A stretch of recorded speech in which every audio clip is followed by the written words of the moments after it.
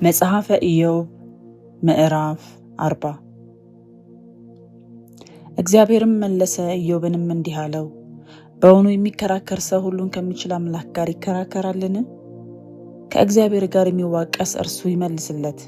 ኢዮብም መለሰ እግዚአብሔርንም እንዲህ አለው፣ እነሆ እኔ ወራዳ ሰው ነኝ። የምመልስልህ ምንድን ነው? እጄም በአፌ ላይ ጭናለሁ። አንድ ጊዜ ተናገርሁ አልመልስምም፣ ሁለተኛም ጊዜ ከእንግዲህ ወዲህ አልናገርም። እግዚአብሔርም በአውሎ ነፋስ ውስጥ ሆኖ ለኢዮብ መለሰ እንዲህም አለ፣ እንግዲህ እንደ ወንድ ወገብህን ታጠቅ፣ እጠይቅሃለሁ አንተም ተናገረኝ። በውኑ ፍርዴን ታፈርሳለህን? አንተስ ጻድቅ ትሆን ዘንድ በእኔ ትፈርዳለህን? እንደ እግዚአብሔር ክንድ ያለ ክንድ አለህን? ወይስ እንደ እርሱ ባለ ድምፅ ታንጎዳጎዳለህን? በታላቅነትና በልዕልና ተላበስ፣ በክብርና በግርማም ተጎናጸፍ። የቁጣህን ፈሳሽ አፍስስ፣ ትዕቢተኛውንም ሁሉ ተመልክተህ አዋርደው። ትዕቢተኛውንም ሁሉ ተመልከት፣ ዝቅ ዝቅም አድርገው፣ በደለኞችንም ወዲያውኑ እርገጣቸው። በአፈር ውስጥ በአንድነት ሰውራቸው፣ በተሸሸገም ስፍራ ፊታቸውን ሸፍን። በዚያን ጊዜም ቀኝ እጅህ ታድንህ ዘንድ እንድትችል እኔ ደግሞ መሰክርልሃለሁ። ከአንተ ጋር የሠራሁትን ጉማሬ እስኪ ተመልከት፣ እንደ በሬ ሳር ይበላል። እነሆ ብርታቱ በወገቡ ውስጥ ነው፣ ኃይሉም በሆዱ ጅማት ውስጥ ነው። ጅራቱን እንደ ጥድ ዛፍ ያወዛውዛል፣ የውርቹ ጅማት የተጎነጎነ ነው። አጥንቱ እንደ ናስ አገዳ ነው፣ አካላቱ እንደ ብረት ዘንጎች ናቸው። እርሱ የእግዚአብሔር ፍጥረት አውራ ነው፣ ሰሪውም ሰይፉን ሰጠው። የሜዳ እንስሶች ሁሉ የሚጫወቱበት ተራራ ምግብን ያበቅልለታል። ጥላ ካለው ዛፍ በታች በደንግልና በረግረግ ውስጥ ይተኛል። ጥላ ያለው ዛፍ በጥላው ይሰውረዋል፣ የወንዝ አህያ ዛፎች ይከቡታል።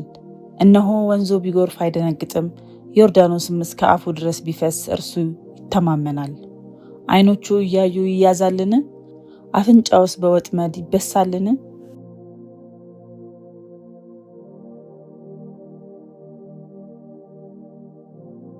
መጽሐፈ ኢዮብ ምዕራፍ 41 በውኑ አዞውን በመቃጥን ታወጣለህን? ምላሱንስ በገመድ ታስረዋለህን? ወይስ ስናጋ በአፍንጫው ታደርጋለህን? ወይስ በችንካር ጉንጩን ትበሳለህን? በውኑ ወደ አንተ እጅግ ይለምናልን? በጣፈጠስ ቃል ይናገርሃልን? በውኑ ካንተ ጋር ቃል ኪዳን ይገባልን? ወይስ ለዘላለም ባሪያ ታደርገዋለህን?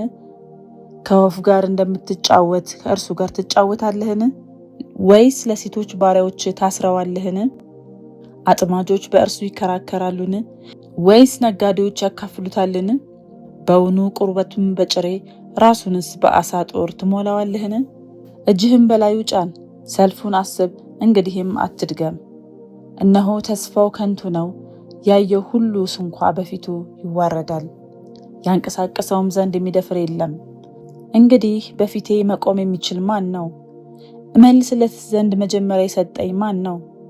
ከሰማይ ሁሉ በታች ያለው ገንዘቤ ነው። ስለ አካላቱና ስለ ብርቱ ኃይሉ፣ ስለ መልካም ሰውነቱ ዝም አልልም። የውጭ ልብሱን ማን ይገፋል? በጥንድ መንጋጋውስ ውስጥ ማን ይገባል? የፊቱንስ ደጆች የሚከፍት ማን ነው? በጥርሶቹ ውስጥ ግርማ አለ። ቅርፊቶቹ ጠንካራ ስለሆኑ እርሱ ትዕቢተኛ ነው። በጠባብ ማተሚያ እንደታተሙ ናቸው። እርስ በርሳቸው የተቀራረቡ ናቸውና ነፋስ በመካከላቸው መግባት አይችልም። እርስ በርሳቸው የተገጣጠሙ ናቸውና እስከማይለያዩም ድረስ ተያይዘዋል። እንጥሽታው ብልጭታ ያወጣል፣ ዓይኖቹም እንደ ወገግታ ናቸው። ከአፉ ፋናዎች ይወጣሉ፣ የእሳትም ፍንጣሪ ይረጫል። እንደ ፈላ ድስትና እንደሚቃጠል ሸንበቆ ከአፍንጫው ጢስ ይወጣል። እስትንፋሱ ከሰልን ታቃጥላለች፣ ነበልባልም ከአፉ ይወጣል። በአንገቱ ኃይል ታድራለች፣ ግርማ በፊቱ ይዘፍናል። የሥጋውም ቅርፊት የተጣበቀ ነው፣ እስከማይንቀሳቀሱም ድረስ በእርሱ ላይ ጸንተዋል። ልቡ እንደ ድንጋይ የደነደነ ነው፣ እንደ ወፍጮ ድንጋይም የጸና ነው። በተነሳ ጊዜ ኃያላን ይፈራሉ፣ ከድንጋጤም የተነሳ ያብዳሉ። ሰይፍና ጦር ፍላጻና መውጊያም ቢያገኙ አያሸንፉትም። ብረትን እንደ ገለባ ናስንም እንደ ነቀዝ እንጨት ይቆጥራቸዋል። ፍላጻ ሊያባርረው አይችልም፣ የወንጭፍም ድንጋዮች እንደ ገለባ ይሆኑለታል። በሎታውን እንደ ገለባ ይቆጥረዋል፣ ሰላጢኑም ሲሰበቅ ይስቃል። ታቹ እንደ ስለታም ገል ነው፣ እንደ መዳመጫም በጭቃ ላይ ያልፋል።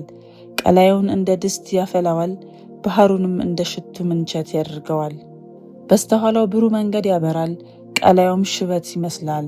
ያለ ፍርሃት የተፈጠረ እንደ እርሱ ያለ በምድር ላይ የለም። ከፍ ያለውን ሁሉ ይመለከታል፣ በትዕቢተኞቹም ሁሉ ላይ ንጉሥ ነው።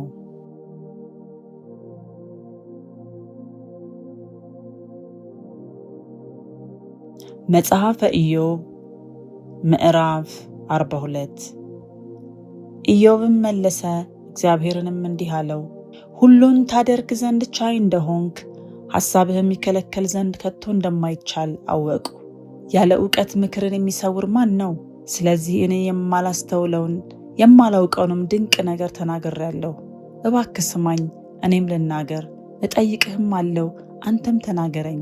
መስማትንስ በጆሮዬ በመስማት ሰምቼ ነበር፣ አሁን ግን ዓይኔ አየችህ። ስለዚህ ራሴን እንቃለሁ፣ በአፈርና በአመድ ላይ ተቀምጬ እጸጸታለሁ።